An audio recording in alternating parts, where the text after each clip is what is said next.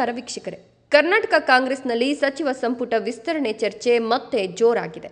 ಮತ್ತೊಂದೆಡೆ ಜುಲೈ 20ರಿಂದ ಆರಂಭವಾಗಲಿರುವ ಸಂಸತ್ತಿನ ಮಳೆಗಾಲದ ಅಧಿವೇಶನಕ್ಕೆ ಕಾಂಗ್ರೆಸ್ ತನ್ನ ಕಾರ್ಯತಂತ್ರವನ್ನು ಸಿದ್ಧಪಡಿಸುತ್ತಿದೆ. ಈ ನಡುವೆ ರಾಜ್ಯದಲ್ಲಿ ಹೊಸ ಸಚಿವರಿಗೆ ಅವಕಾಶ ನೀಡುವ ಕುರಿತು ಚರ್ಚೆಗಳು ನಡೀತಾ ಇದ್ದು, ಚಿಕ್ಕಬಳ್ಳಾಪುರ ಜಿಲ್ಲೆಯಿಂದ ಸಚಿವ ಸ್ಥಾನ ಯಾರಿಗೆ ಸಿಗಲಿದೆ ಎಂಬ ಕುತೂಹಲವು ಹೆಚ್ಚಾಗಿದೆ. ಈ ಎಲ್ಲ ಬೆಳವಣಿಗೆಗಳ ಕುರಿತ ಸಂಪೂರ್ಣ ವರದಿ ಇಲ್ಲಿದೆ. ಕಾಂಗ್ರೆಸ್ ಸಂಸದೀಯ ಪಕ್ಷದ ಅಧ್ಯಕ್ಷೆ ಸೋನಿಯಾ ಗಾಂಧಿ, ಎಐಸಿಸಿ ಅಧ್ಯಕ್ಷ ಮಲ್ಲಿಕಾರ್ಜುನ ಖರ್ಗೆ ಹಾಗೂ ಲೋಕಸಭೆಯ ಪ್ರತಿಪಕ್ಷ ನಾಯಕ ರಾಹುಲ್ ಗಾಂಧಿ ನೇತೃತ್ವದಲ್ಲಿ ಕಾಂಗ್ರೆಸ್ ಸಂಸದೀಯ ಪಕ್ಷದ ತಂತ್ರಗಾರಿಕೆ ಸಭೆ ನಡೆಯಿತು.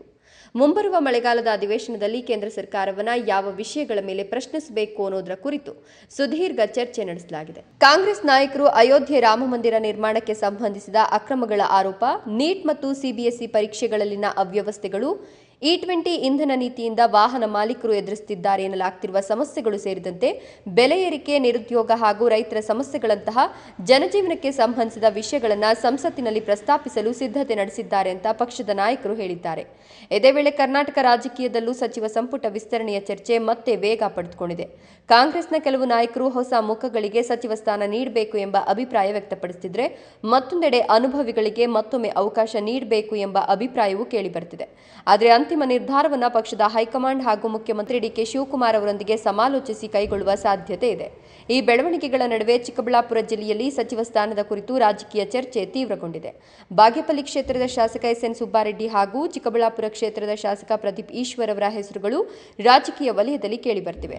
ಸುಬ್ಬಾರೆಡ್ಡಿ ಅವರು ಹಿರಿಯ ಶಾಸಕರಾಗಿದ್ದು ಸಂಘಟನೆಯಲ್ಲಿ ಅನುಭವ ಹೊಂದಿದ್ದಾರೆ ಎನ್ನುವ ಅಭಿಪ್ರಾಯ ಒಂದು ಕಡೆ ಇದ್ರೆ, ಮತ್ತೊಂದೆಡೆ ಯುವ ನಾಯಕನಾಗಿ ಪ್ರದೀಪ್ ಈಶ್ವರ್ ಅವರಿಗೆ ಅವಕಾಶ ನೀಡಬೇಕು ಅನ್ನೋ ವಾದವು ಕೇಳಿಬರ್ತಿದೆ. ಆದರೆ ಈವರೆಗೆ ಕಾಂಗ್ರೆಸ್ ಹೈಕಮಾಂಡ್ ಅಥವಾ ರಾಜ್ಯ ಸರ್ಕಾರದಿಂದ ಚಿಕ್ಕಬಳ್ಳಾಪುರ ಜಿಲ್ಲೆಯಿಂದ ಯಾರಿಗೆ ಸಚಿವ ಸ್ಥಾನ ಸಿಗಲಿದೆ ಎಂಬ ಬಗ್ಗೆ ಅಧಿಕೃತ ಘೋಷಣೆ ಹೊರಬಿದ್ದಿಲ್ಲ.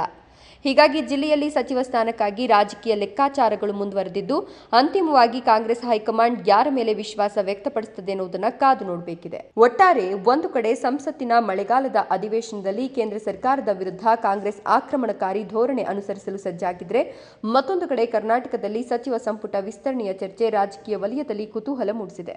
ಚಿಕ್ಕಬಳ್ಳಾಪುರ ಜಿಲ್ಲೆಯಿಂದ ಸಚಿವ ಸ್ಥಾನ ಯಾರ ಪಾಲಾಗಲಿದೆ ಎಂಬ ಪ್ರಶ್ನೆಗೆ ಸದ್ಯಕ್ಕೆ ಉತ್ತರ ಸಿಕ್ಕಿಲ್ಲ. ಅಧಿಕೃತ ಘೋಷಣೆಯವರೆಗೂ ಎಲ್ಲ ಹೆಸರುಗಳು ಕೇವಲ ರಾಜಕೀಯ ಊಹಾಪೋಹಗಳಾಗಿವೆ. ನಿಮ್ಮ ಮಾತನ್ನ ಕಮೆಂಟ್ ಮೂಲಕ ತಿಳಿಸಿ. ನಮಸ್ಕಾರ.